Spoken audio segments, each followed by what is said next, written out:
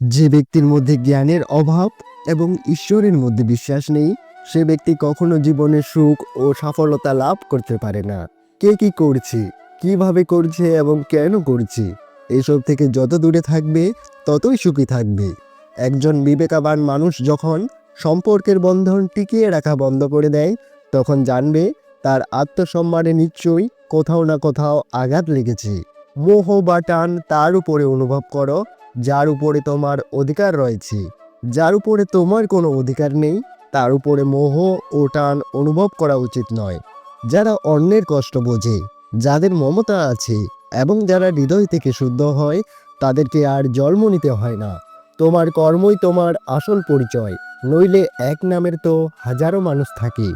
যা হওয়ার থাকে তা কিন্তু হয়েই থাকে, আর যা হবার নয় তা কখনোই হয় না। এই দৃঢ়তা যাদের মনে থাকে, তারা কখনো দুশ্চিন্তা করে না। কর্ম এমন একটি ফসল যা একজন ব্যক্তিকে যে কোনো পরিস্থিতিতেই কাটতে হয়।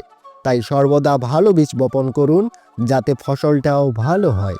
সদা সন্দেহকারী ব্যক্তির জন্য প্রসন্নতা পাওয়া না এ জীবনে সম্ভব, আর না অন্য জীবনে। বস্তু সম্পর্কে চিন্তা করে মানুষ তাদের প্রতি